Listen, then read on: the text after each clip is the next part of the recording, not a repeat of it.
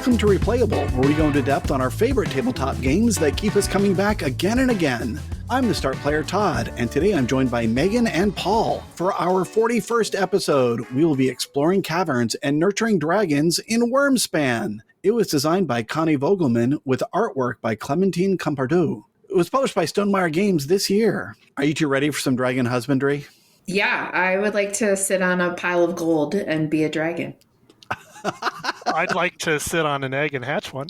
Well, there you go. Because during a game of Wyrmspan, you will build a sanctuary for dragons of all shapes and sizes. Your sanctuary begins with 3 excavated spaces, the leftmost spaces in your Crimson Cavern, your Golden Grotto, and your Amethyst Abyss, because this is all about alliteration. Over the course of the game, you will excavate additional spaces in your sanctuary and entice dragons to live there, chaining together powerful abilities and earning the favor of the Dragon Guild. So to get started, let's address the emu in the room. This game was influenced by Wingspan. In fact, Jamie Stegmaier has even said that the potential was there to deliver a game that was familiar but more complex and focused on a different animal before they ultimately settled on dragons. How different does Wyrmspan feel to you? How different does it feel than Wingspan? Megan? Well, we're currently playing a game online, and I did not refresh myself on the rules of Wyrmspan as we started playing, and was really going from my familiarity with Wingspan. And my first couple turns did not go well. And I really needed to hit that rule book. So I think there is a somewhat similar vibe. There is a similar essence, I guess, to them, but not enough that you can be like, aha, I've played Wingspan. Let me sit down and play Wyrmspan without really remembering the rules. Right? How about you, Paul? How different do the two games feel to you? Well, there's two perspectives here. One is comparing the games to other games, in which case you could say, oh my God, Wingspan and Wyrmspan are basically the same. But when you compare them to each other, there are some key differences. I think most notably the guild, which allows you to chain a bunch of actions together in a single turn, and the activation of rows. To activate a row, you have to pay an additional egg or a point if you want to do it on the second time in a round. So the Wyrmspan game really encourages us to diversify when we're activating our action cues. Right. And how about the left to right versus right to left? It seems like a small thing, but then you realize you're taking these little half steps where you are doing the thing that's that's in the frame around the card, and then you're doing the card, and then you're doing the next frame around the card, and then the card. It definitely felt to me like a different mechanism and one that had more steps along the way to keep track of. Agree, disagree? There's no doubt more steps along the way. I had forgotten that Wingspan, did you say it goes from right to left? It does. Yeah, I totally forgot that. Okay. That's interesting because when I'm playing Wyrmspan, I appreciate how I'm programming the way my action cues are going to be, and the first dragon I lay down is going to be the first step along that path every time. Right. Exactly. Whereas in Wingspan, the first bird you put down is going to be the last bird that you hit, but you're going to hit it every time because all of the other birds you put after it, you'll do the latest, most recent one first, but you'll eventually get to the one that you put down in the beginning. It definitely feels different. How about having to excavate caves before you're allowed to entice dragons versus just being able to bring in a bird into the next spot in your habitat? How do you like the cave excavation mechanism? Paul? I think it's really interesting because every cave card has some kind of bonus on it. So it's yet another complexity to allow you to plan out the way your game's going to go. And the cave cards really help you shore up your weak points. So if you're focusing on a row that draws you cards, you can collect cave cards that give you resources and vice versa. I would agree with that. Megan, do you have any thoughts about excavating before adding new dragons? Do you like that mechanism? I don't like it. I think it needlessly complicates things. I feel like the name Wingspan you're like, okay, there's wings, so there's birds. Wyrmspan starts with that WYRM. I want dragons. And so then, like, oh, you have to deal with a cave before you get to play your cool dragon. It just annoys me. I think it gets in the way of the theme. No, I don't like it. 2 thumbs down. Okay, then how about the increased difficulty of getting eggs in this game? Because, you need to be able to draft dragon cards, and now you need to be able to draft cave cards, which means the egg habitat is gone. And you now have to really work at getting eggs. What are your thoughts about that? I also do not like that it came up in the online game that we're playing, where I was like, what am I supposed to be doing to be getting eggs again?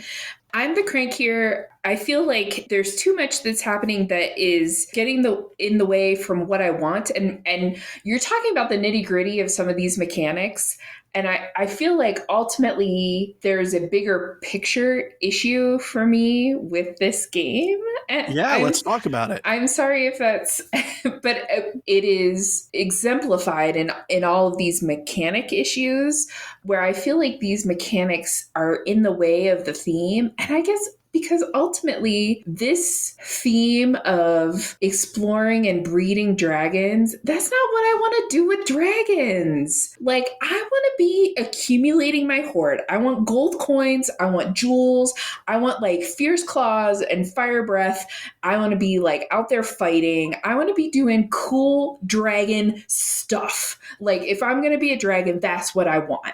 And so this But you aren't the dragon. Yeah, where did these expectations come from, Megan? Like, sounds like before you even played the game, you had this picture of what it was supposed to be. Because it was like, it's a dragon themed game. And I'm like, awesome. I'm going to be like doing cool dragon stuff. And instead it's just like, I'm playing a really complicated version of Wingspan.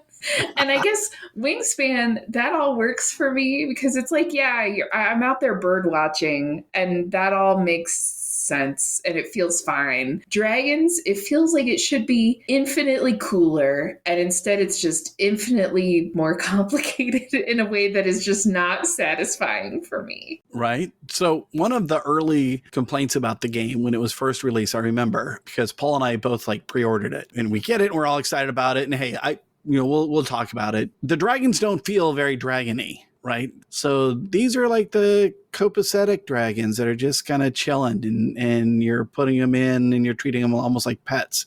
Like, I don't feel like there's any menace to them, right? We're not feeding them villagers, but maybe we should be. And we are feeding them meat, so maybe we are. I mean, I guess you could tell that story if you wanted to. And some of them, you have to have gold and you have to have crystals to bring them into your cave. So you might be able to get there if you force the narrative on it. But I agree, like to start with, they don't feel very dragony.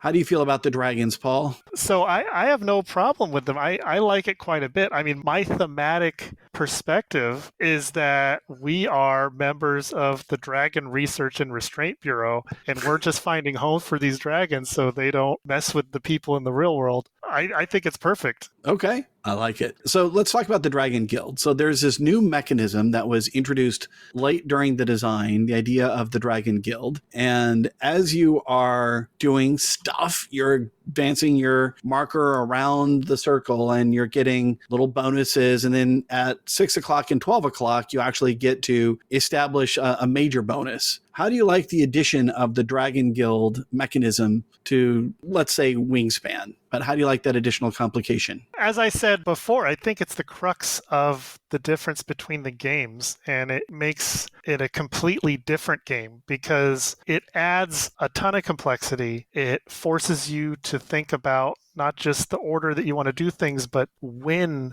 you want to do things. And unfortunately, it does balloon the game playtime to be about double of what Wingspan is in my recollection. But if you're looking for a complex brain burner of a Wingspan game, then I think it's perfect. Right. Megan, how do you feel about the Dragon Guild? I guess to me it feels like the guild just happens. Like, oh, I'm going to explore this road because I need resources. And oh, yeah, in this one stop, I move along the guild and I get something from that. Okay. And maybe there's a lack of sophistication there or strategy, but it always feels like I'm going for something else. And oh, yeah, the guild has happened. Right. So the end of round bonuses are still there, right? Similar to Wingspan, where you are told, how many playful dragons do you have, or how many large dragons, or whatever the case may be. How many dragons do you have in your golden grotto? I think that's the one that did last. Those bonuses are still present, but you can now start looking at like all of those little bonuses, particularly when excavating the caves. There are some cave bonuses in there that allow you to take steps or turn in cards. Like you can exchange dragon cards and get extra steps on the Dragon Guild track. And it's going to give you bonuses and, like I said, opportunities to establish scores. So it is another one of those intertwined mechanisms. So you're right. It can just happen if you play it straight, but you can also make your selections to optimize your progress around it if you choose to do so. So it's an alternate, I think, strategy path. Paul, you mentioned when you do things. What are your considerations when choosing to draft cards? What do you mean by draft cards? Like when you choose either the Golden Grotto or the Amethyst Abyss, you are doing that to select cards from either the display or to top deck them, right? Dragon cards in the first case and cave cards in the second. Yes. What are your considerations when choosing to do that, to take that action? So the cards I want to draw, the first thing I consider is what the objectives are, like you just talked about. The second thing I consider is where a dragon wants to live, because in my experience, to make good progress in the game, you need both a handful of dragons and enough resources to entice those dragons. And so I very rarely fill out the Amethyst Abyss. My focus is almost always on the Golden Grotto first and the Crimson Cavern second. Interesting. And the timing, I think, is really about figuring out either when to explore or when to play cards that give you bonus guild steps, because you can program your benefits in order that allows you to more easily play more cards from your hand or do more things later. And then have you played dragons, or have you forced dragons out so that you could get an extra step along the exploration track before doing the exploration action? All the time. There are hatchlings, and they're probably my favorite hatchlings, that give you Dragon Guild steps when you do the thing the hatchling is asking you to do. I like those a lot. So I read this in in one of the threads about it, the game, there's like 3 times as many hatchlings in the Amethyst Abyss as there are in the other 2 caves. So if you're waiting to get a hatchling that's in the Crimson Cavern, let's say, you could be waiting an extra long wait. So let me turn around and ask, so you said a lot of times you're looking at where the dragon wants to live. That's one of the things you look into. Do you ever take a look at it as, I'd want to play a dragon before I explore, but there's a really good dragon that's on offer, and so I should take it before somebody else does? All the time. Yeah, that's the tempo part of the game. And that was also true in Wingspan. So that part hasn't changed. But one of the things I read from the designer was that the Amethyst Abyss bonus at the end of the track is stronger than the other 2. Oh. And that's because during playtesting, they found that the other 2 tracks are used far more often. And that bonus is being able to gain up to 4 eggs if you're willing to discard 2 cave cards. Got it. Okay. That's interesting. I didn't remember that was the bonus for the Amethyst Abyss, and I'm not focusing on it in our current game, so maybe I should have been. So then let's talk about action explosion. So this is a topic that's come up a couple of times in our previous episodes, in that, modern games tend to have this action chain reaction kind of ability where someone's turn could just keep going on and on. Yeah, it's the zeitgeist of right? Gaming right now. So, Megan, do you feel like that's a thing in Wyrmspan? Yes, but I think that is one of the things I like, in that it shares a vibe in common with Wingspan, in that those action explosions often, in my experience, tend to also include benefits that are going to the other players. And And that is, I think, something that makes that experience feel better to the other players is, hey, at least I'm getting resources or guild steps or something as a benefit while you are over there, which I don't know. Todd, are you going to include the audio? If you want me to, I will. That was funny. I'm happy to.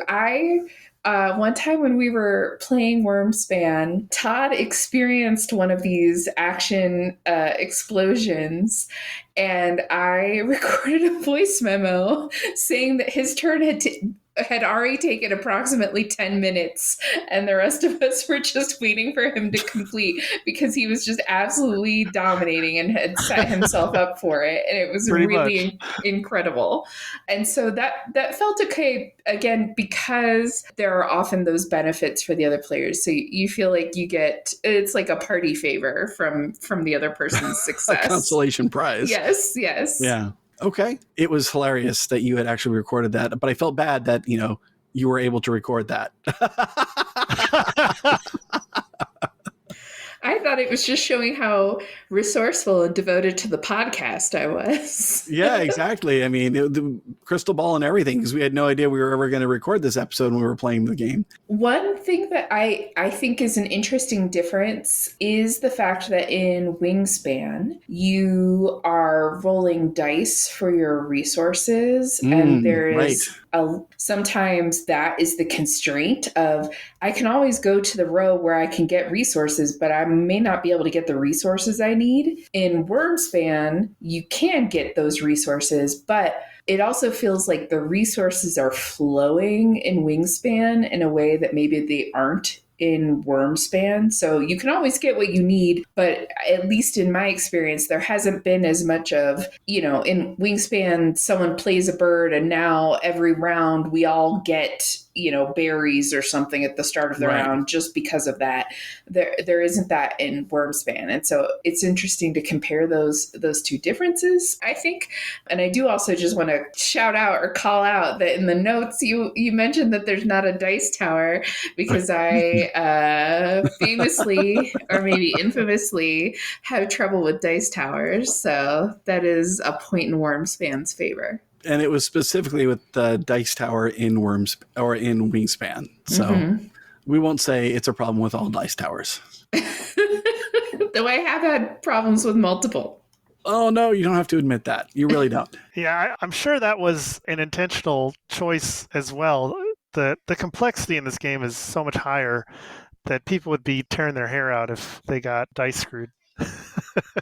Right. No, I think that was an improvement. And it's one of the reasons why I actually prefer Wyrmspan to Wingspan, is that I can control the resources I get when I take that action, right? When I go to the Crimson Cavern, I get to choose which resources I am taking specifically, as opposed to being limited by what's in the tray or trying to get it down to all of one type so I can then re-roll and hope for the best. Well, and I think thematically it fits that either dragons get access to what they want access to, or people with dragons are highly motivated to get them access to what they want access to. Right. So I do like that part. So the dragons are getting more dragony as we talk. That's good. I like it. Any other topics you'd like to cover? Did we miss any? I mean, do you want to... What? Do you want to talk about dragon board games? I feel like, Megan had this concept. She wanted to play a board game about dragons. And Todd, you seem disappointed about the dragons not doing dragony things. So do you think this is one of the good dragon games that are out there? Or does it not belong in the Mount Rushmore? Right? So I think we're going to get to this when we talk about the most recognizable and less recognizable comparisons, because I was looking for dragon games and I don't know if there's a great dragon game out there. So I mean, these dragons didn't behave the way I wanted them to, but ultimately, I don't know if I have the gold standard. I can say, this is the game where dragons are dragons.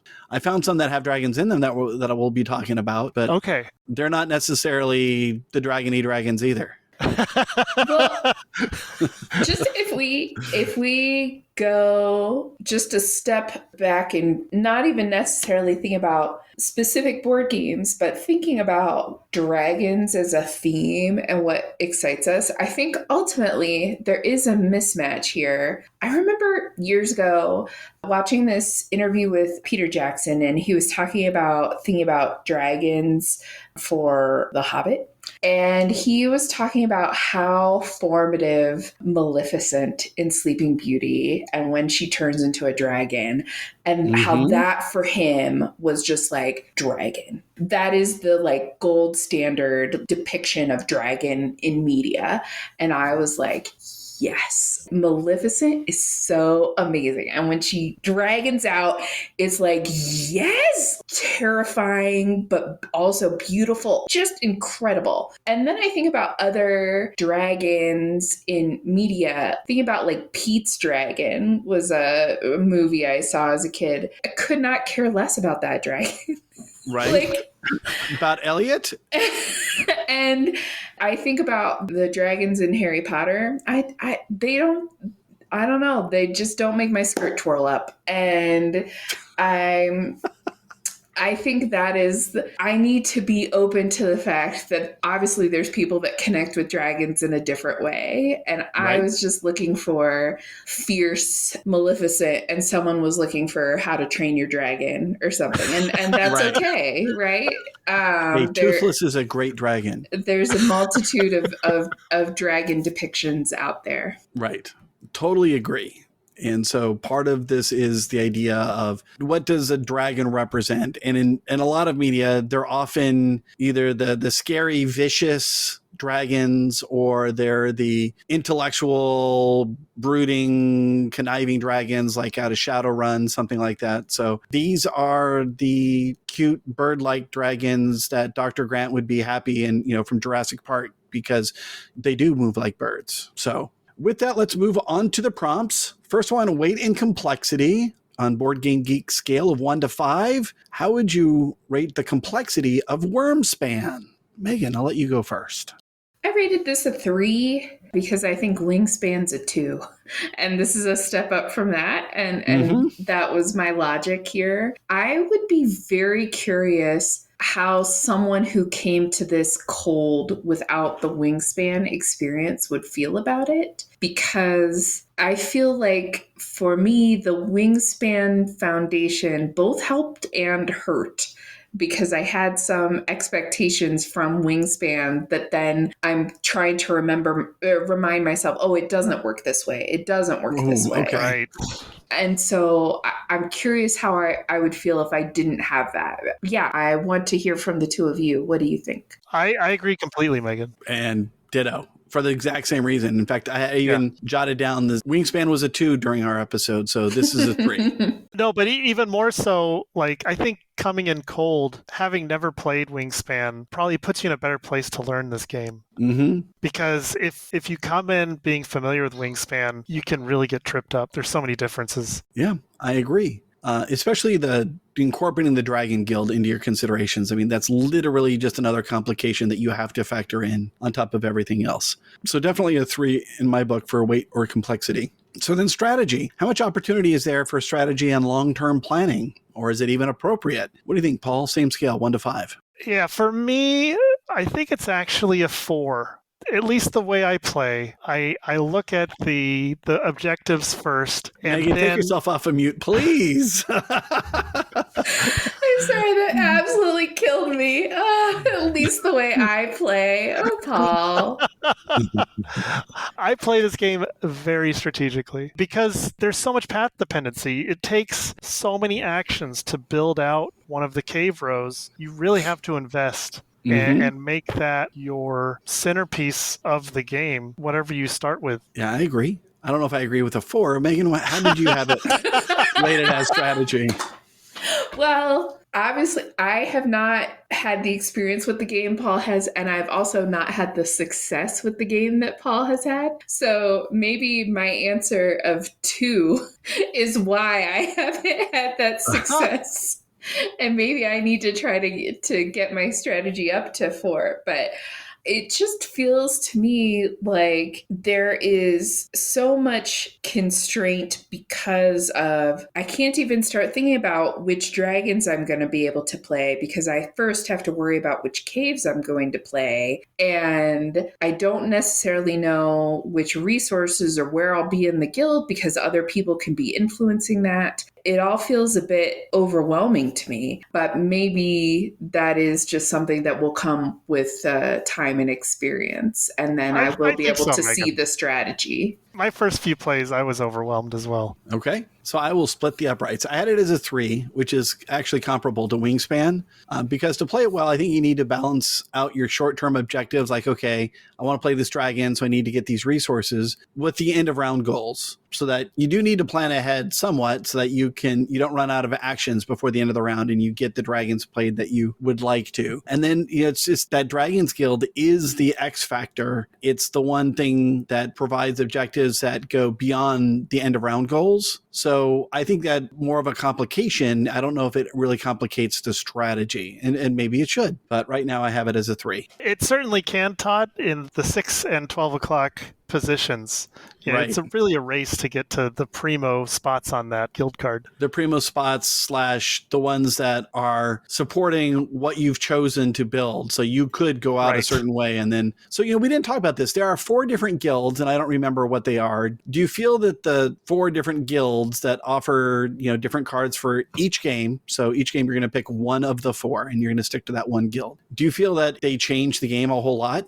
I would not say a whole lot, but a little. Okay. For sure, yeah. Because they each give you, at least for the person who gets there first or decides to go for the bonus victory points first, each one has a different award with a massive amount of victory points. Right. Okay. Yeah, I was just curious about that one because I think I've played with 3 different ones. I don't think I've played with all 4 of them yet. I don't have a full set of experience here to rely upon to say, oh, the Seafarers are the best ones. Maybe they are, maybe they're not. I'm not sure. So then luck. How much do you think luck plays a factor in this game? Again, same scale, 1 to 5. I'll jump in and say, I think I had Wingspan at a 3. And since we've removed the dice, I'll drop this one down to a 2. But I still think luck plays a fair amount because you have to draft now, or you have to select from 2 sets of cards. And the bonuses you get from the other players, sometimes it feels like that timing is even more important than it was in Wingspan. But what do you think, Megan? I agree completely. Todd, you're exactly right on this one. Wow. Call Ripley's.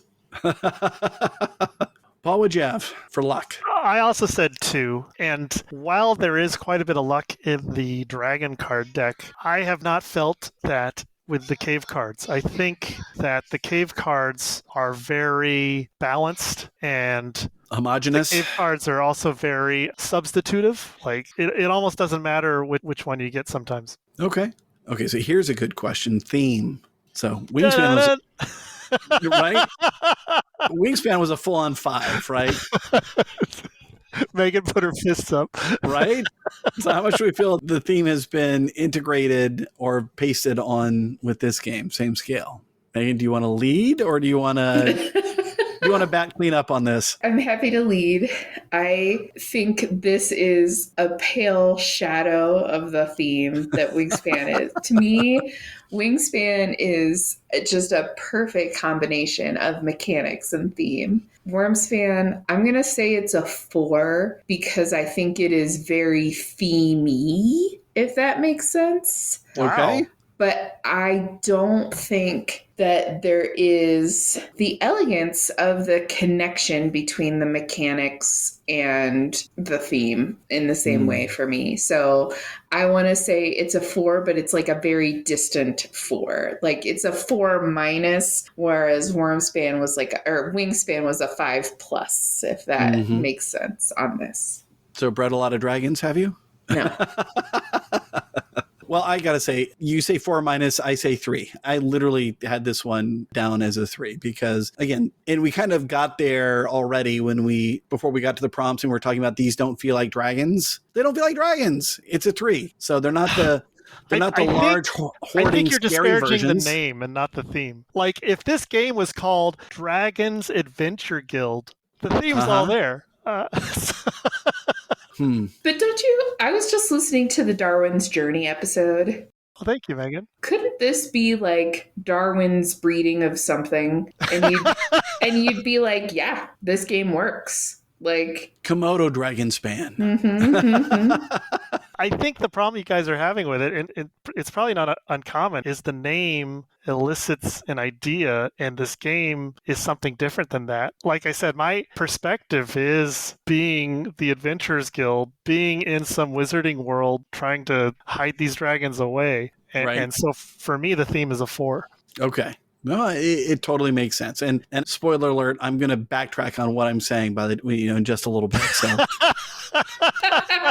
like, I'm doing this intentionally. I know it's going to happen, but we'll get there. So, favorite player count. What is it best played at? Paul, I'm going to let you lead us on this one. Yeah, I play this 2-player most of the time, and it is quite good, but I prefer it with more. So I'm going to say 3-player just because it's more than 2 players, and it's less playtime than 4 players. 100% no notes. Exactly what I had down. Megan, what did you have? I honestly have not played enough to have a good answer for that. That seems right. To me, the game is so complicated that I'm like, well, playing this complicated for 2 seems a little like I'm not looking for, when I'm playing a 2-player game, I'm not necessarily looking for a super complicated experience. I'm not setting up all of Arkham Horror for 2 people. Like that's just absolutely not happening. Are you talking about the OG Arkham Horror? Arkham Horror. Yeah, okay. Yeah, not the LCG. I would happily play that with 2. Right. But yeah, so I guess a 3 makes sense here. Mm-hmm. Okay. So then least favorite player count. Staying within the published range, which on this game is 1 to 5. And look, we're not saying the game is bad at whatever our answers turn out to be, but did you have an answer here, Megan? I mean, yeah, 5. It's going to take 22 years. No, thank you. Agreed. I also had 5 for the same reason, just for playing time. Yeah, I thought a lot about player counts, and I surprised myself in that I actually enjoy 2-player more than 4-player for this game. So yeah, 5 players is my answer, of course. Yeah, like Monty Python, right? 5 is right out. The other thing that happens when you play with 5 is that you're more likely to have bonuses from other players, but then things really come down to turn order. So getting an extra crystal doesn't help if you already enticed a dragon the round, the literally the turn before you got the bonus, whereas you could get really lucky and get it. And now you've made your hand without having to go get resources. So I don't like that kind of additional input of luck into a game like this. I'd rather have it be more controlled. So I think 3 is the sweet spot and 5 would be my least favorite. So actual playing time, boxes can lie. I think it's interesting that this game says it takes 90 minutes. Not a range, not minutes per player. It doesn't matter how many players you have, 1 to 5, this game is going to take 90 minutes to play, which is a lie. I've played games in 90 minutes of this. I'm sure you have, but we've also played they games were all that took 2-player. Yeah, we've also played games that took over 2.5 hours. So do you have thoughts on, or data, whichever you prefer, on playing time? Everybody gets the same number of actions. You add more players, you're going to be taking more actions. I don't see how you get under like 40, 45 minutes per player, honestly. Right. Agreed. And that's what I had down in my notes was it feels like 40 to 45 minutes per player. I had 40. I also think, you know how in the weather forecast, when it's either really hot or really cold, they'll be like, here's the temperature and here's what it feels like. Yes. I think that's important when it comes to playing time for this, because I think, number one, it will be longer than the box says. And also it will feel longer than that. Right. The feels, Ouch. the feels like is even longer. And I think it's because of some of the things we talked about earlier with the action explosions. Mm-hmm. And That also does make things take longer, yeah. Or feel longer. Right, because you're like, oh, this person's ready for their turn, but the person in front of them, their turn just keeps happening. So Energizer Bunny. And so then it's like, oh, by the time it actually is my turn, what am I doing again? What did I want to do? And then there's that pressure of like, well, I just want to help us get this game through. So I'm just going to do something. And then it's like, oh, now I remember what I wanted to do. Yeah, a whole thing. So yeah, it both is long and feels long. Got it. Yeah, I agree. Normally, we would talk about which edition of the game is the best, but there is only one. This game was released earlier this year. So do we want to take this opportunity to discuss what I think we found to be the only online implementation? That's on Tabletopia. And with Megan having moved to the Denver area, by the way, listeners, if anyone has a gaming group and could use another person, let me know, and we'll put you through the screening process to see if Megan would be a good addition to your group. How do you feel about the online implementation on Tabletopia, Paul? Tabletopia, the one positive thing I'll say for it is you can play it via your browser. I think that's great. Right. But for virtual play, I cut my teeth on Tabletop Simulator. And I prefer Tabletop Simulator because, one, you don't have to pay money for additional game boxes. It's just a one-time fee. And then two, I really like how many scripts Tabletop Simulator has. It automates many, many things during your play. My experience so far with Tabletopia is there is absolutely no automation.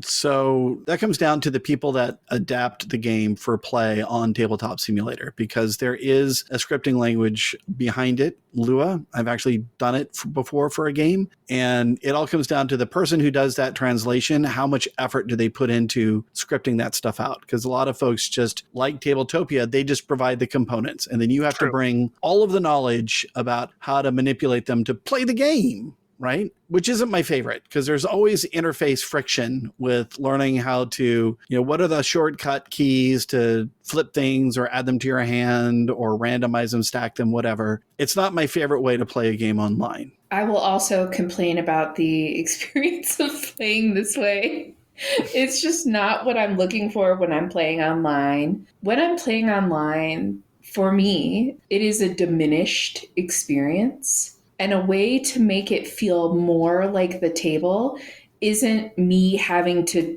mess with the logistics and be like, what do I do with my cursor to get this card to actually lay the way I need it to on this player mat? Right. That isn't what makes me be like, the romance of tabletop board gaming. So I'm looking for whatever is going to make it easy for me to play the game and have the experience with my friends that I'm playing with. And so, yeah, I am not a big fan of Tabletop Simulator or Tabletopia. Is that what you're calling it? In my mind, I call it Tabletopia. But Tabletopia. Okay. Table tilapia, and it's a fish. Yeah, so I'm just not, it doesn't click for me. And I would love to hear from people, are there people out there that these aren't, this is the only way to play online, so I'll play this way. I see friends in Steam playing games on Tabletop Simulator, and I want to message them and just be like, why? Right? Why? Maybe there's a great answer. And if someone because it's not on Board Game Arena yet. You say that jokingly, but for me, that's the gold standard. Right? Yes. Oh, yes. Board Game Arena is the experience I want if I'm going to play a board game online. Yes. I want the game to enforce the rules for me, as opposed to my having to know all of the vagaries about. As long as there's an undo button, right, Todd? That will help, yes. Or at least, is your turn finished button. Those are great. I also just wanted to point out, I shared in our recording, though obviously listeners, you can't see it. I took a screenshot of an error message that Tabletopia gave me saying the web browser you're using isn't supported. Please use Google Chrome, whatever. I took the screenshot in Google Chrome. but on my iPad. And so what it really meant was you can't play this on mobile, I think. And That's been my experience. Yeah. you need to play elsewhere. But that was not what the error message communicated. The error message was saying use a different web browser. I'm like, I'm using Chrome, bro. Get your act together. Right. So now that's not Wyrmspan's fault, but it was an added pain point while playing online. Right. One thing I wish Tabletopia Gamebox of Wyrmspan did for us was use the upgraded components. Oh, right. Yeah. So do you want to talk about the upgraded components? Because you and I both got them, right? When we pre-ordered the game. I really enjoy them. I mean, the metal coins are delightful. And then we have wooden pieces for all of the resources, which, in my opinion, are a lot of fun, especially like the little gold bricks. Right. Nicer than the round cardboard chits or counters. By far. Okay. So with all of that bashing out of the way, we get to skip over expansions because there aren't any. So what is the most recognizable comparison? And now we're going to start talking about, are there any dragon games out there that we like? So what is the highest ranking game that reminds you the most of Wyrmspan? And I'm going to go ahead and say, if possible, for this particular question, try to avoid Wingspan if you can. Of course. I assume so. Okay. So Paul, what'd you have? Well, for me, I focused on the action queue of the exploration rows. I think if you're coming to this game cold without the Wyrmspan or without the Wingspan experience, it really is about that action row and designing it for yourself. And so I chose Furnace as my game that is most like it, because Furnace is all about defining the row of actions that you're going to take and chaining your actions together in a way that benefits you. Oh, I like that. Good call. Megan, what did you have for the most recognizable game? Well, I went through a whole process on this one, Todd. Did you have a flow chart? Almost. Yeah, I powered up Microsoft Visio. It was a whole thing. So I was not even thinking about the theme. So no part of me was thinking about comparison that way. So I was thinking about the mechanics, and I was browsing through Board Game Geek on the mechanics listed for this game, looking at the most recognizable games for those mechanics. And there were all these games that I haven't played. It was Ark Nova. It was Terraforming Mars. It was Gloomhaven. And I was like, what am I going to do? What do I play? And I think there may be something that we have unlocked here, which is that maybe I don't play a lot of games that are similar to this. And that's why it has been a little bit of a crunchy gaining familiarity experience with it for me. So the highest ranking game that I found that shared a mechanic that I have played was Terra Mystica. Okay. Why? I don't know. It was a game I've played that has a shared mechanic. And that is, unfortunately, the level of analysis I can bring you on this one. Okay. So when we look at the mechanisms that are incorporated within this game, and it's in the show notes, right? So we have end game bonuses, we have hand management, once per game abilities, maybe. I think it was the end game bonuses were what they had in common, at least according to BGG. End game bonuses, got it. Then there's open drafting, solo solitaire game, track movement, and turn order progressive. So Terra Mystica, it's a fantasy themed game as well. So we've got that going for it. I mean, it also, to me, feels a little complicated and takes longer than I want it to.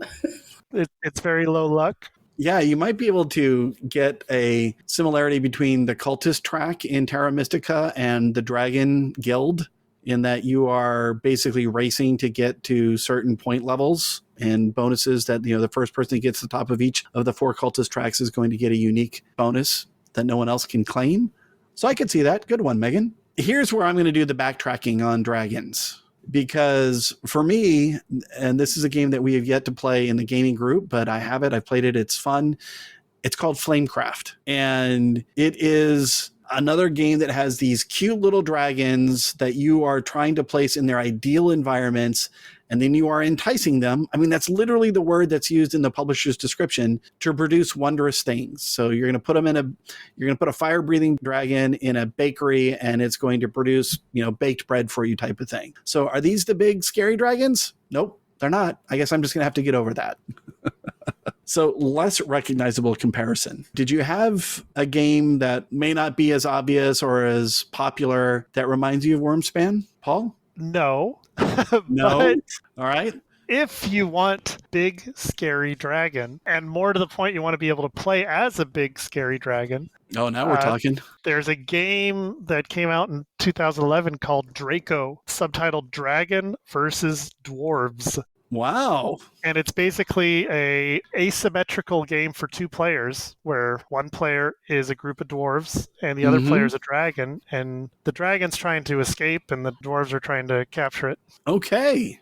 I like it. I like that a lot. It's Megan's giving Megan us said 1 minute. Yeah. If she comes back with this game, I'm going to be shocked. What was the name of the game that you brought up, Todd? Flamecraft.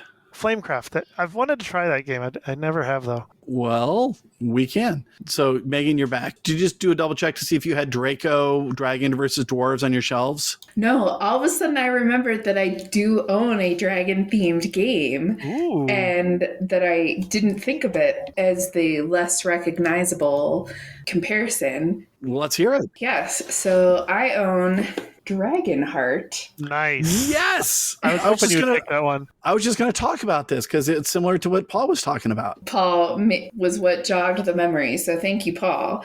But a delightful two-player game. You have a dragon that is burning things to a crisp or attacking, but you also have like trolls and all sorts of fun stuff happening. A really delightful two-player game that I used to play on BSW and now own as part of my games that I played on BSW collection. But I will say that wasn't what I was going to say. I think it's probably the better answer, but the mood I was in as I was originally considering this is my less recognizable comparison to Wyrmspan is the official one, is Munchkin Quest, which is a board game version of the card game Munchkin. It's more complicated, it's a pain, and it's Munchkin, so it's terrible.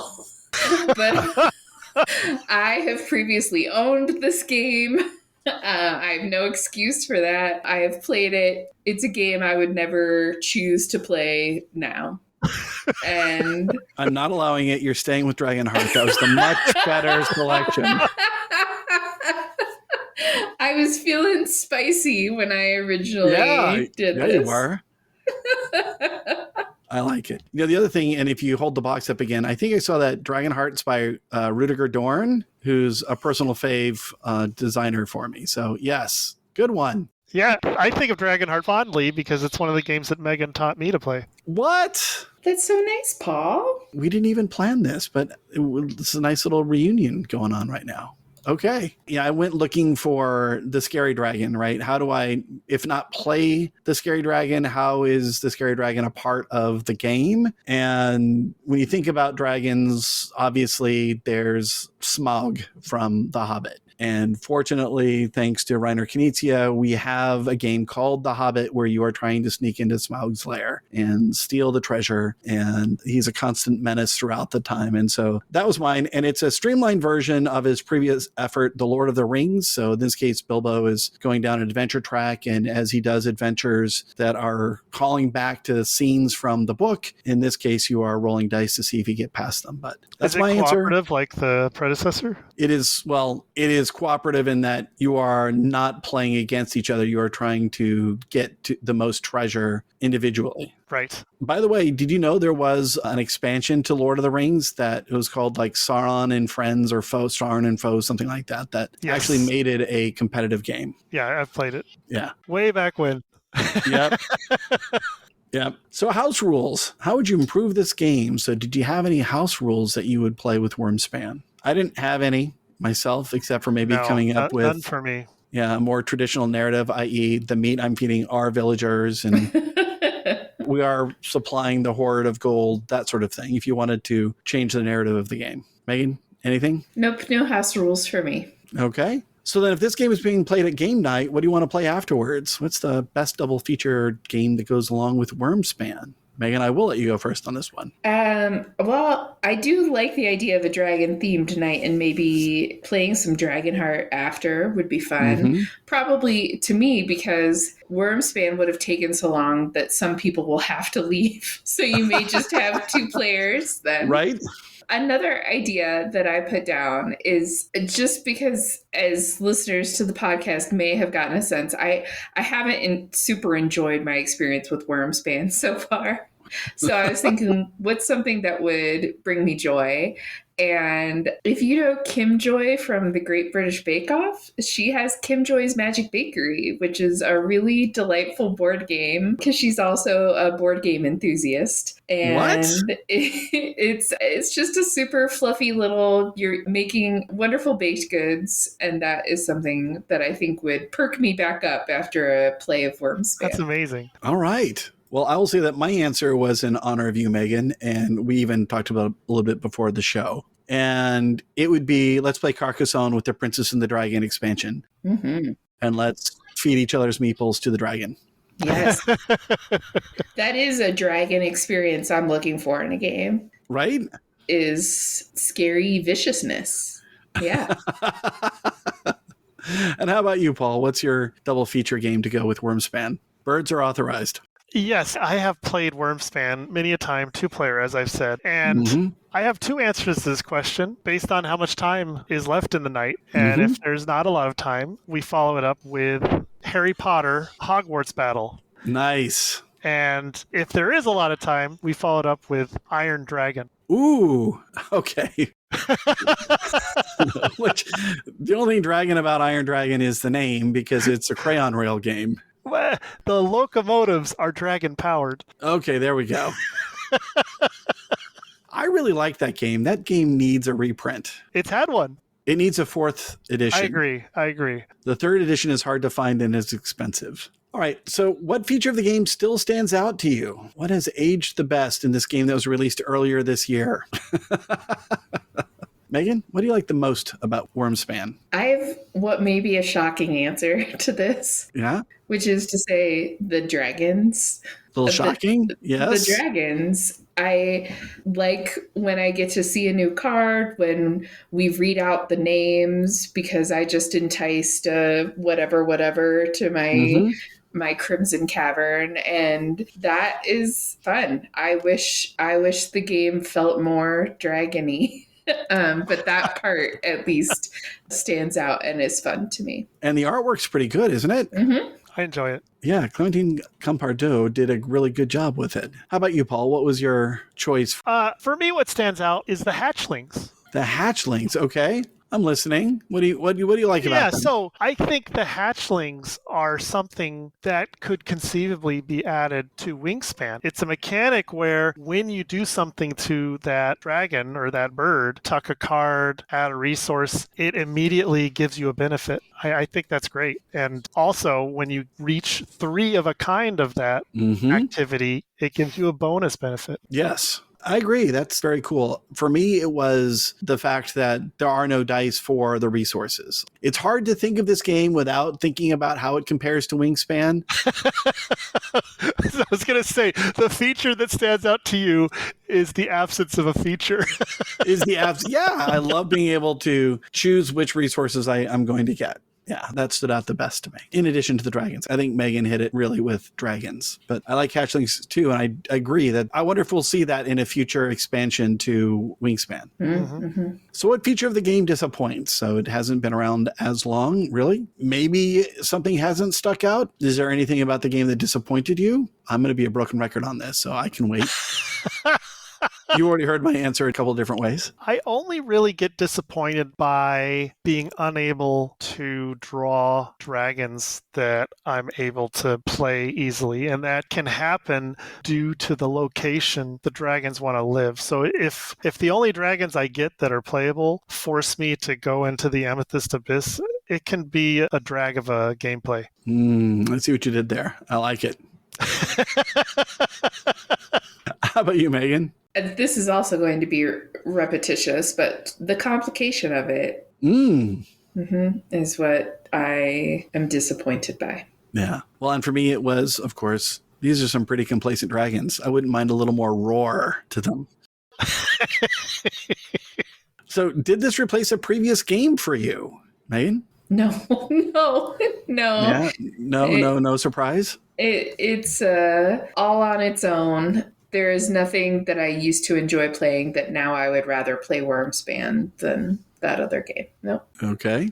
My answer is that other game. Like, I've not gone back and played Wingspan since I started playing Wyrmspan. Yes, Megan's giving the brain, exploding, signal with fanning her hands out from her forehead. Yeah, I'm shocked. I prefer the theme. I prefer being able to select the resources. I like the complication of the Dragon's Guild. I have yet to go back to playing Wyrmspan, except for when we have played it. How about you, Paul? Yeah, same answer. It replaced Wingspan for me, and I think it's a combination of me appreciating the higher complexity and my wife liking dragons over birds. There you go. So has it since been replaced? And here, for me, it's way too new, so the answer is no. Ditto. It's been replaced by its predecessor, Wingspan. There you go. For me. That's fair. Good answer. I will say I was so excited when I heard Wingspan with dragons because I like dragons. I like Wingspan. I was like, this is two great tastes that taste great together. Right. And I think I just had a whole set of expectations about what that was going to be. Like, yes. I thought it was going to be chocolate with Reese's peanut butter, and instead it's chocolate with one of those weird natural peanut butters you get at the crunchy granola store where the oil is separated and everything. Like, that is what got connected with my Wingspan, and I don't like it, and I would rather just play Wingspan. That's hyper specific. I see moving to Denver has done something for you.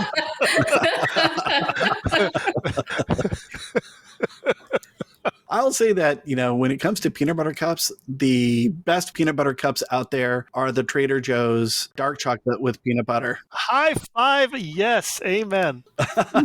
No, dark chocolate is not the experience I'm looking for. If you have not had these, you do not know what you're missing. And if you're peanut allergy, you can eat them because they're sunflower butter. Oh, what? Even worse. No, thank you. I didn't know that. Todd didn't even know. Wow. Good to know, but you're right. I did not know. All right, soundtrack. What music would you want to listen to while playing this game? Megan, did you have a soundtrack? Nothing really felt right. No? And I don't know how to explain this, but just based on vibes, I feel like anything with Stevie Nicks could be a good fit for this. Wow. Okay. That went way over my head. And I think she just feels like someone who would befriend a dragon. Okay. I don't know. There's just something there for me, but I was having trouble coming up with something for this one. What did you two think? For me, it's John Williams' Harry Potter soundtracks, especially the first 3 movies. That's the perspective I have when I'm playing the game, that I am in the wizarding world, sequestering away these dragons, and that's how I like to think of it. I think you might get to mic drop on that one. I think that's a better answer. So I thought there was an obvious choice that, one of you two would have chosen, but you both zagged. Of course, there is Game of Thrones / House of Dragons. Sure, let's listen to that. I went to the second most recognizable soundtrack in my mind, and that would have been the Skyrim soundtrack from the video game by Jeremy Sewell, specifically Dragonborn. Awesome. Let's throw that on there and play that, or listen to that while we're playing. So then, rating on Board Game Geek scale of 1 to 10 now. How would you rate Wyrmspan? And let's see if I can do this in ascending order. So Megan, you get to go first. I have this rated a 7 on BGG. Okay. I'll play it, but that's about as much as I can say about it right now. And I am totally open to that changing. I wanted it to be much higher than it is on my scale. Right. And where did Wingspan wind up for you? Oh, I think Wingspan might be a 10 for me. Okay. Really quick, let's look. Oh, it's a 9. Yeah. Okay. Did it just get moved up to a 10 while you're at it? No. Okay. I had Wingspan down as an 8. This also gets an 8. I like this game more, but it's not as approachable. So it's kind of a +1, -1 for me. I think one of the beauties of Wingspan is that you can take it to people that aren't familiar with that kind of a game, and you can explain it to them and get them up and running on it. And I think that's a point in its favor. I like this one better, but those nullify each other. This is also an 8. And Paul, how did you have it scored? For me, Wyrmspan is an 8. If you want to know Wingspan, I rate a 6, and that's why I hid behind the corner when you were asking for podcast members. Okay. We don't have to go into that during the recording, but I'll ask you about it afterwards. Is Wyrmspan replayable, and how soon would you want to revisit the game? Paul, how often do you play it? Absolutely. My play cycle for Wyrmspan is about one play every 2 months. Okay. Yeah, I agree. I think that sounds about right. Maybe even 6 weeks. Right around there, I think sounds about right. Megan, how did you have it for replayability? I said it's replayable once a year. But Okay. maybe that's where I'm wrong. Maybe I need to be playing it more often to gain more familiarity, and maybe that familiarity, instead of breeding contempt, would breed affection. I don't know. Nice. Right? At least it'll breed dragons. But That's right. There you go. Way to get it back on theme. But I think you had mentioned earlier that one of the things that we had unlocked was that you don't play these kinds of games a lot. So this type of game may not be your cup of tea. And with that, the 4th round is over, and we look to see who had the most playful dragons, right? Because that's the thing. Our next episode is still in the air. We could do a party game. That would be a good recommendation for New Year's Eve, or we could save it for our New Year's episode and talk about a classic living card game. Let us know, dear listeners, which ones you would prefer to learn about. All right, you two, thanks for being available tonight. I really appreciate it. I know schedules were a little hectic to get this one coordinated. It's all about the dragons. Thanks, you two. Bye-bye. Thank you for listening to Replayable. Support for our podcast comes from listeners like you. Please subscribe, hit that like button, and leave a review wherever you listen to us. Thank you for your support. Come and talk about board games with us at replayable.fm or on Twitter, Instagram, or Facebook as ReplayableFM. You can also join our team at patreon.com/replayable. We welcome your feedback, which is the only way that we are going to get better. You can get in touch with us via email at feedback@replayable.fm. And if you're interested in sponsoring us, then please contact us at sponsors@replayable.fm.